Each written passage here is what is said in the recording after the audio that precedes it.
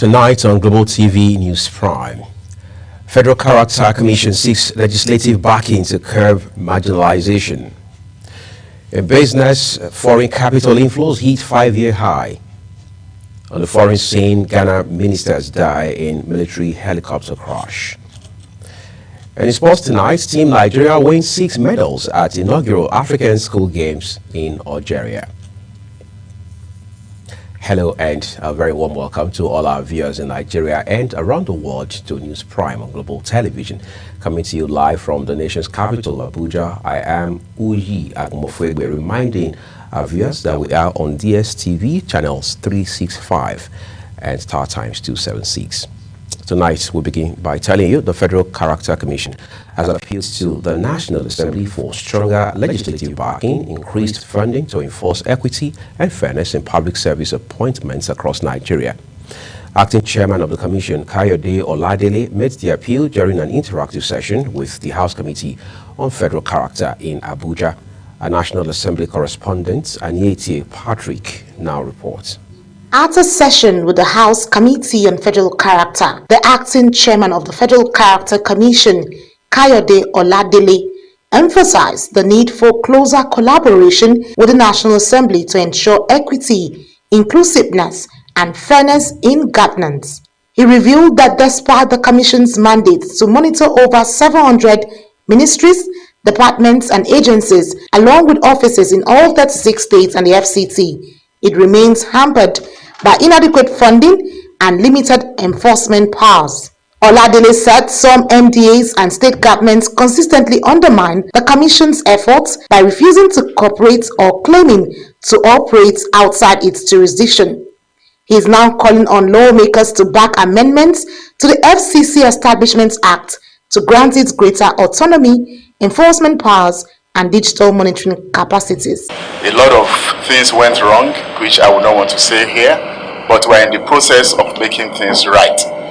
Then a lot of agencies also we have written to, we asked them to submit their nominal roles, because I told my colleagues here, we had a meeting, I said what we're going to have to be able to ensure equitable and equal representation is to see for ourselves nominal roles of all the agencies. In response, Chairman of the committee and former Deputy Speaker Idris Wase criticized agencies attempting to bypass or duplicate the Commission's responsibilities. He affirmed that the FCC's powers are rooted in the Constitution and not an act of Parliament. We are also very unhappy with the interference now, I say interference, of some agencies of government who want to come in and do the job alongside with you. We are not in collaboration, we are not in support of that. The Constitution is very clear, it's a constitutional provision. You are creation of the Constitution, not an act. I'm not belittling the act of Parliament, but whatever law you have anywhere, what you have in the Constitution supersedes. Wase also revealed that the Education Minister has been summoned over irregular appointments in new institutions where top officials reportedly hail from the same region, violating federal character principles. Anyete Patrick, reporting for Global TV. Thank you so very much, Anyete, for your reporting. Members of the Julius Abure-led group of the Labour Party have protested at the national headquarters of the Independent National Electoral Commission, INEC, in Abuja against what they call the omission of their candidates' names for the upcoming elections. The protesters demonstrated against the Commission's decision not to publish the names of Labour Party candidates submitted by the Abure group for the Federal Capital Territory Area Council elections, as well as upcoming National Assembly by-elections. The protesters brandished various placards with different messages. The federal government has expressed its determination to intensify efforts at improving sanitation and ending open defecation in the country as part of a nationwide Clean Nigeria campaign. Minister of Water Resources and Sanitation, Professor Joseph Chulum-Utsev, who had an advocacy visit to the office of the head of the Civil Service of the Federation in Abuja, called for commitment, collaboration, and concrete action. Kabir Hassan has details. In a bid to achieve the open defecation-free Nigeria by 2025, the Clean Nigeria Use the Toilet campaign has continued to engage key institutions and stakeholders. The Minister of Water Resources and Sanitation, Professor Joseph Talumun Uster, emphasizes the importance of behavioral change and public sector leadership in ending open defecation and promoting proper sanitation habits across ministries, departments, and agencies. And this is aimed at ending open defecation by the year 2030 and by achieving the Sustainable Development Goal 6.2 on sanitation and hygiene. As of today, we are able to achieve 148 local governments that are open defecation free by integrating the sanitation and hygiene indicators into institutional performance assessment by assessing our performances at the ministry level, departments, and agency level. The head of civil service of the Federation, Didi Esther Wilson-Jack, gave assurance of the full support, noting that all public institutions must comply with sanitation standards. She noted that the campaign aligns with the ongoing reform agenda of the civil service and promised that her office will open its doors to continuous collaboration with the ministry. I want to assure you, Honorable Minister, that not only as a member of the water family, but as someone who is keenly concerned to see that the Clean Nigeria Use the Toilet campaign succeeds, you can be rest assured that myself as an individual and my office will give your ministry all the support that we have. We are in full support of the Clean Nigeria Use the Toilet campaign, and we join your train of advocacy and sensitization and partnership and collaboration. Count on us any day, anytime. As federal government rallies institutions toward ending open defecation, with the clock ticking toward the 2025 deadline, the civil service has now thrown its weight behind the Clean Nigeria campaign on a bold step that could flush out open defecation once for all as major boost in national sanitation drive. Kabir Hassan reporting for Global TV News. From Kabir's reports tonight, we turn to security matters, where Inspector General of Police Kayode Egbetokoun has decorated police officers who were recently promoted in recognition of their exceptional service, courage, and integrity. The officers were honored for winning national police awards, including Police Officer of the Year for 2023 and 2024. Security correspondent Kikelomo Okere has details. Among the decorated are CSP Shaba Aliu, promoted to Assistant Commissioner of Police, and SP Setomi Obi, promoted to Chief Superintendent of Police. Decorating the newly promoted officer, the Inspector General of Police, Kayode Egbetokoun, says the initiative is part of a broader effort by the Nigerian Police Force to reward excellence, boost morale, and promote meritocracy within the force. He emphasized that recognizing outstanding officers is essential to fostering a culture of professionalism and dedication, which is critical to enhancing public trust and effective policing. We are not merely decorating officers. We are defining a legacy. This moment marks a deliberate and strategic departure from the shadows of mediocrity. It's a resounding reaffirmation of what we stand for: excellence, integrity, merit, and national pride. We have come to honor men whose stories now serve as institutional case studies in courage and professionalism. IGP Egbetokoun also urged the promoted officers to continue upholding the highest standards of discipline to serve as the role model for their colleagues. He noted that their exemplary conduct and achievements set the tone for others and contribute positive to the overall mission of the police force in safeguarding the nation's security. The process that led to their emergence was deliberately rigorous, grounded in objectivity and insulated from influence. It was a process designed to sift not just for performance, but for character. And they rose to the top, not by accident, not by favor, but by merit. Let every officer here take note.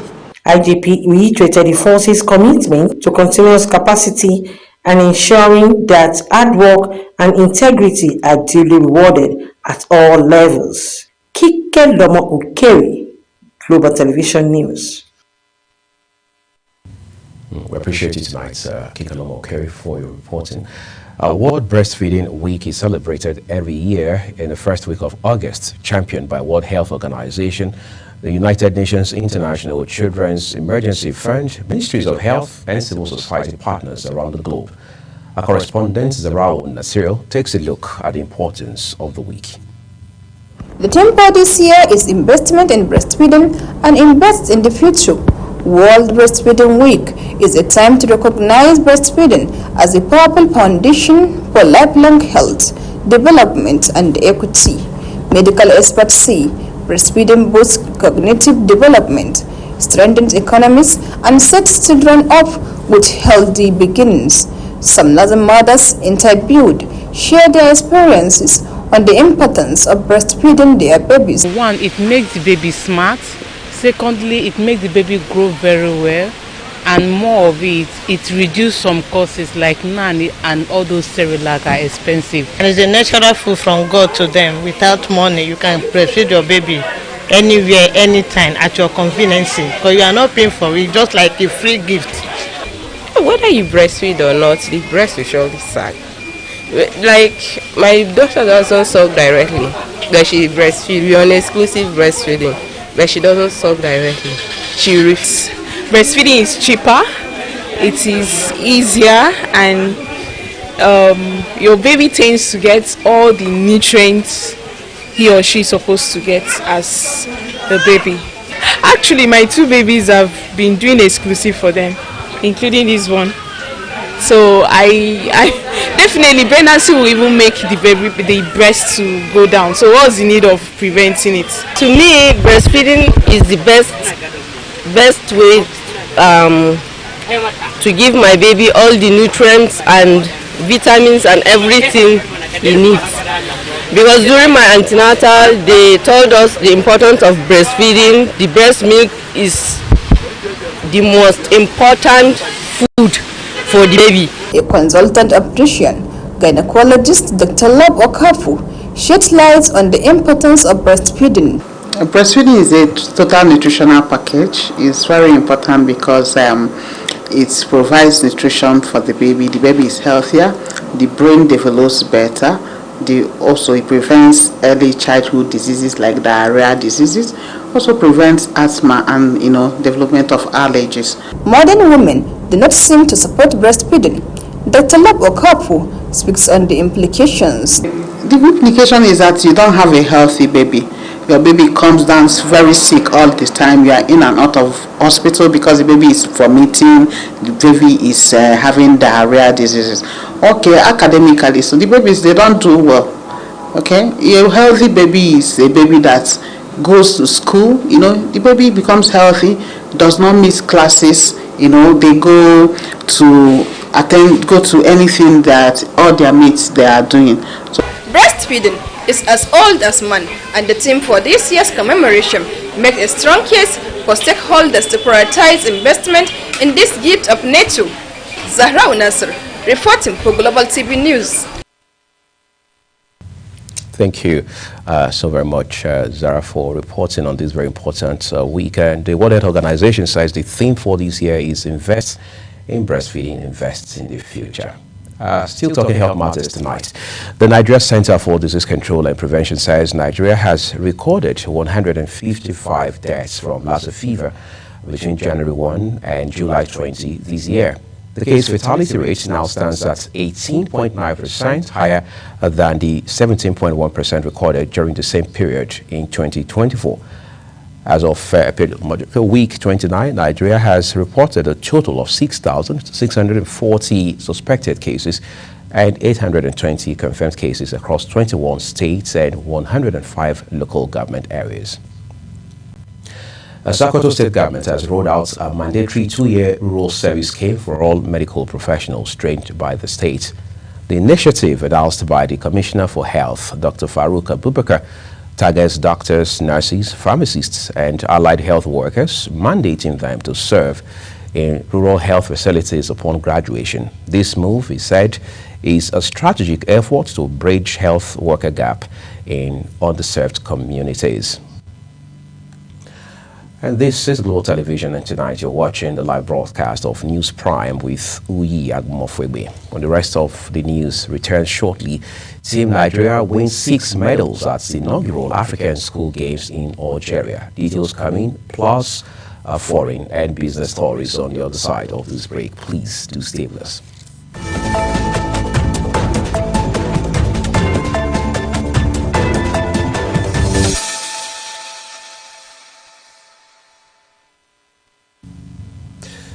The second part of tonight's broadcast now returns with business. In a bold move to empower Nigeria's youth, the National Youth Service Corps, NYSC, has signed a memorandum of understanding with the Nigerian Consumer Credit Corporation, also called Credit Corps, to make consumer credit more accessible to young Nigerians. Director General of the service, Brigadier General Mohammed Abubakar, says the signing of the document marks a new chapter in financial inclusion for the country's working population.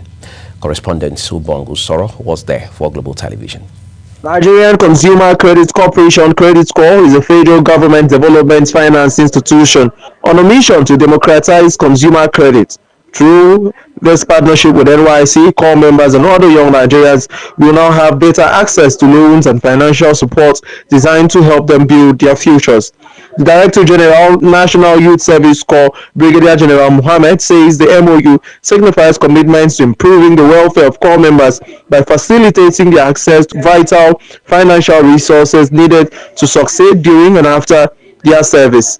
It's safer to buy with your credit card, because even if your credit card gets compromised, you are not losing money. Unlike your debit card, once you tap and they pick your debit card, whatever is out of your account is gone. But of course, your credit card, you can easily. The chairman, Nigerian Consumer Credit Corporation, says the collaboration opens new doors for core members to access affordable credit to start businesses and meet personal needs during and after their service year. He noted that the goal is to reach underserved Nigerians and partner with NYSC to deliver tailored consumer credit solutions directly to young people across the nation. Specific consumer credits for youth core members. At the heart of youth credit is actually not just credit, but credit orientation.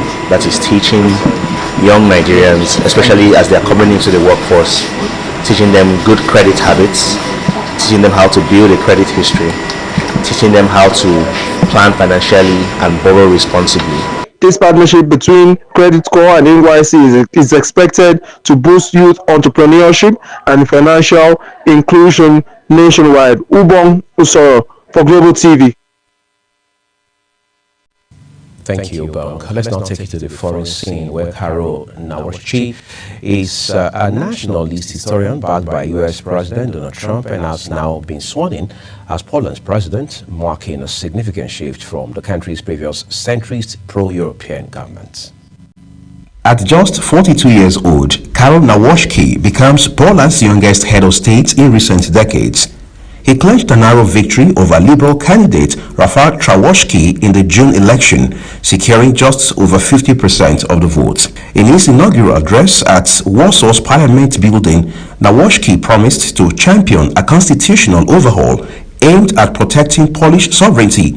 He also issued a strong warning against what he called increasing interference from Brussels and the European Union. Obejmując z woli narodu Urząd Prezydenta Rzeczypospolitej Polskiej. Obejmując z woli narodu Urząd Prezydenta Rzeczypospolitej Polskiej. Naroshki's inauguration signals a pivotal moment in Poland's politics. While he supports NATO's eastern flank and vows to maintain ties with allies, his presidency sets the stage for confrontation with the Tusk government over democratic norms, EU integration, and control of Poland's historical narrative. Uyi Agbumofwegbe, reporting for Global TV News. Tonight, on a side note, Ghana is in mourning following a tragic military helicopter crash. I have the unpleasant duty, sadly. The country's Defense Minister, Dr. Edward Omane Bauma, and Environment Minister Ibrahim Murtala Mohammed, alongside 6 others. The chopper en route to Obuasi lost radar contacts shortly after takeoff and went down in the Andansi Akrofom area. I have the unpleasant duty, sadly, to announce a national tragedy involving the crash of a military helicopter this morning around the Adansi area in Ashanti region. Government regrets to announce the demise of the following persons in the tragic crash: Dr. Edward Kofi Omane Boama, Minister for Defense; Alhaji Dr. Ibrahim Murtala Mohammed, MP, Minister for Environment, Science and Technology;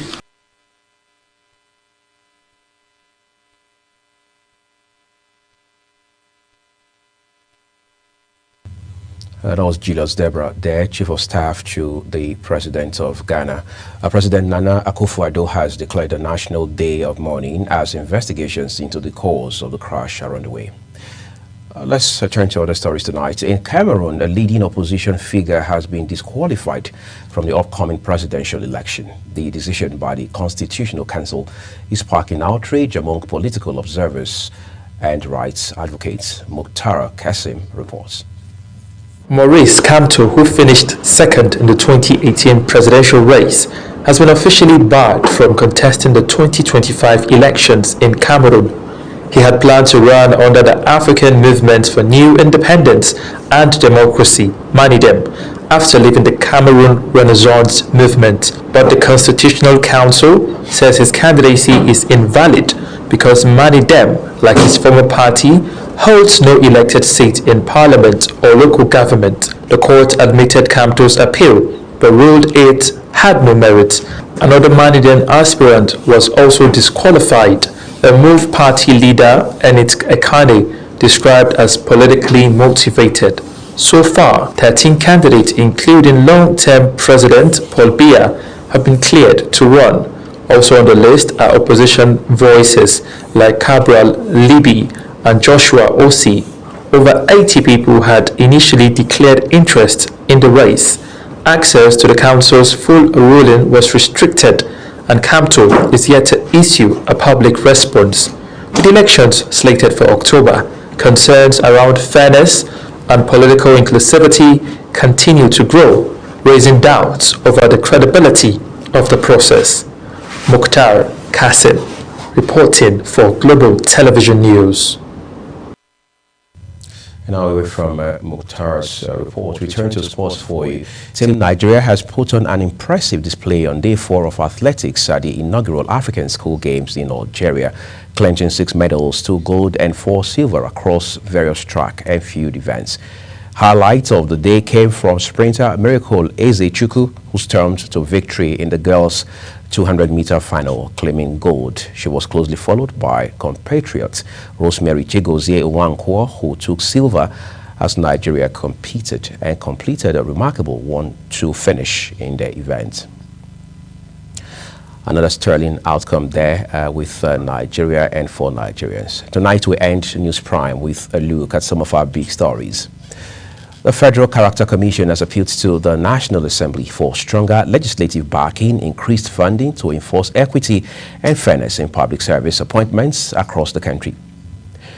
In business, foreign capital inflows into Nigeria's banking sector rose sharply, $7.0 billion in 2024, being the highest annual figure recorded since 2019. On the foreign scene, Ghana is in mourning following a tragic military helicopter crash that claims the lives of country's defense minister, Dr. Edward Omane Bauma, and Environment Minister Ibrahim Murtala Mohammed, alongside 6 others. And finally in sport, we told you Team Nigeria has put on an impressive display on day 4 of athletics at the inaugural African School Games in Algeria, clinching 6 medals, 2 gold and 4 silver across various track and field events. And that's News Prime tonight. A quick reminder that you can find us on DSTV channels 365 and Star Times 276. We are also very active and engaging across social media platforms. You can use the handle at Global TVNG as well as other handles as you now see on your screen. On behalf of my guests and of course my colleagues who have made tonight's broadcast a possibility, I'm Muyi Agmofwe saying we are grateful to you for your time with us. Bye-bye.